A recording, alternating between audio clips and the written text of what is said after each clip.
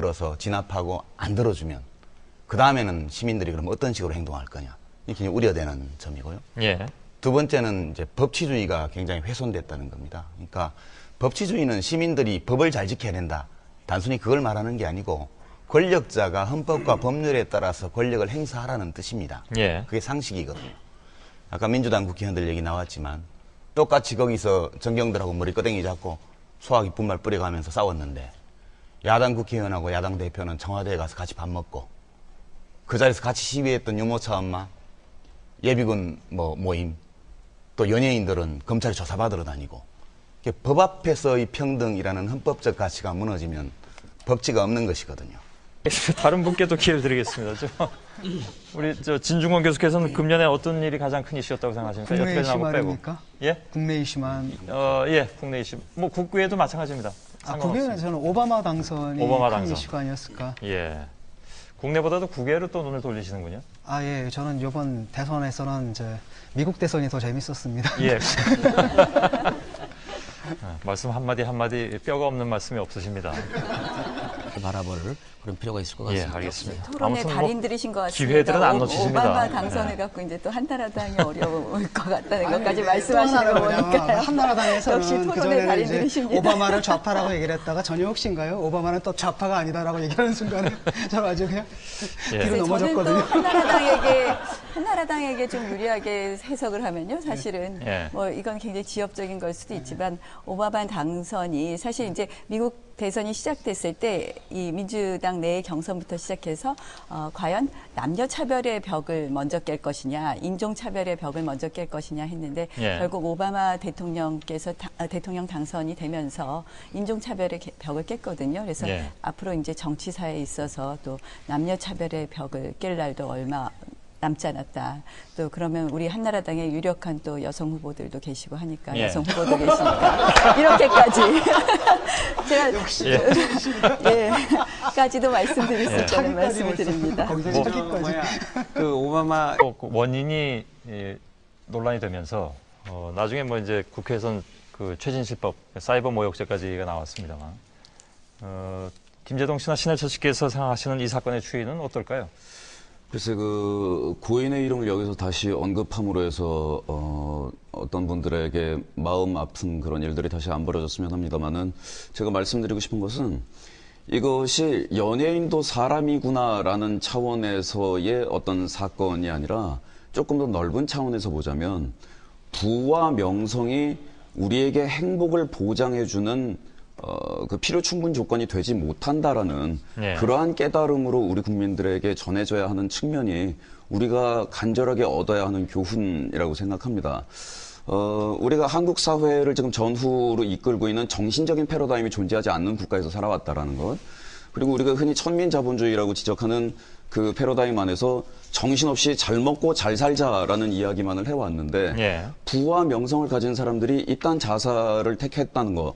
그렇다면 우리의 삶에서 진정으로 필요한 것이 무엇이냐.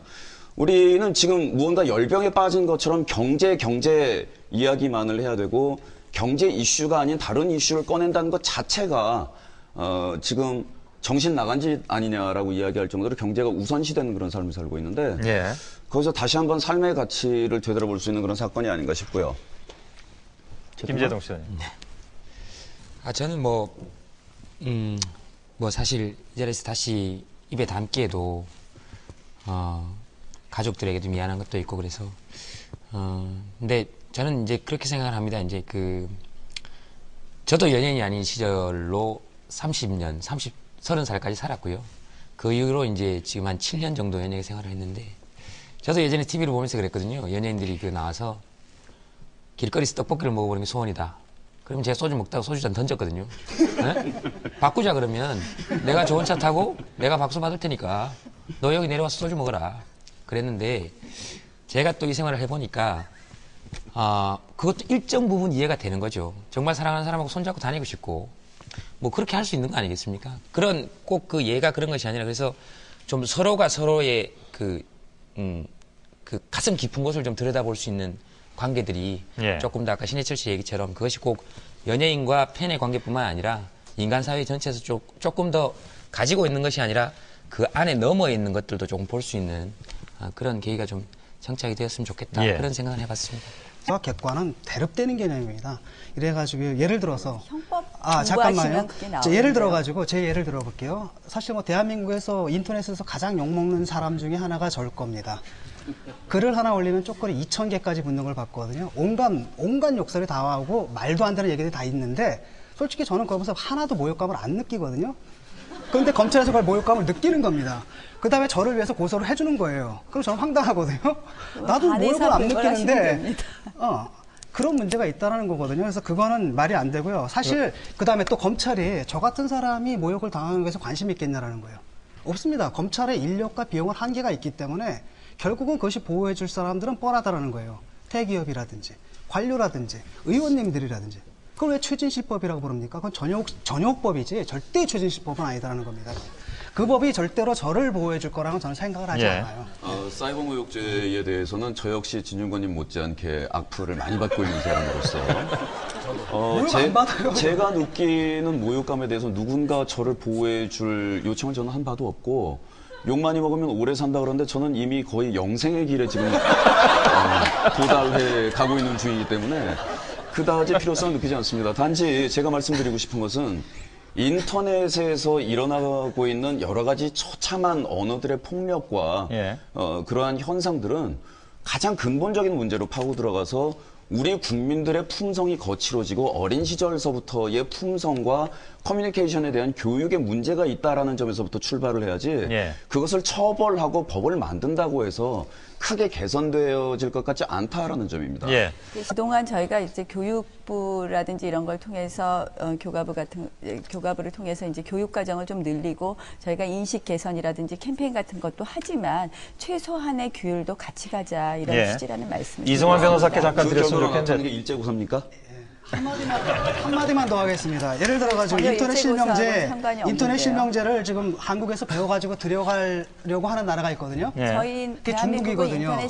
쉽게 말하면 중국 공산당보다 더한 제도를 지금 만든 겁니다. 이게. 마지막 발언은 김재동 씨께 드리겠습니다. 네, 저는 뭐 짧게 한마디만 드리겠습니다. 워낙에 이렇게 말씀을 많이 하셔서. 방금 그 IT 강국이라고 말씀하셨는데 아까 오바마 당선을 그 미국의 하드 파워가 지배하는 시대가 종식되고 소프트 파워가 지배하는 시대가 오셨다고 그러시지 않으셨습니까? IT 안에는 단순히 기술적인 하드만 있는 것은 아닙니다. 그 안에 인간의 마음들이 다니는 것인데요. 그 마음은 선풀운동이라든지 민간의 자율 정화에 맡기셔도 충분히 우리 네티즌들이 그 정도 문화는 소화해낼 만한 능력을 가지고 있습니다. 저도 이제 앞으로 안티가 생길지 모르고 이제 옆에 대선배님들을 모시고 갈지도 모르겠는데요. 왜 나를 구체적으로 찍는 거야? 이제 조금씩 생기고 있는데 그 정도는 저희들을 믿어주셔도 될 것 같다는 생각을 합니다. 알겠습니다. 또 김재동 씨 어록이 하나 나올 것 같은데. 까지 정말 팔짝팔짝 뛸 일이 너무 많았습니다. 지금은 기분 좋은 뉴스를 하고 있으니까요. 진 교수님은?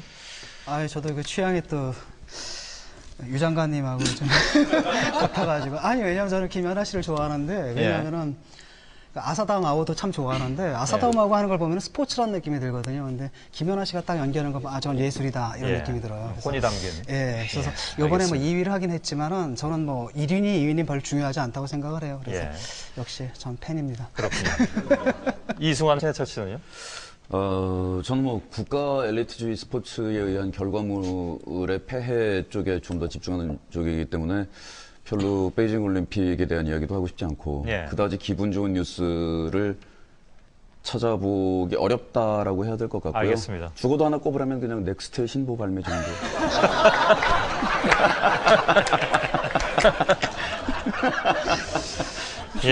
뭐 잘 나가길 바라겠습니다. 악플 2만 개.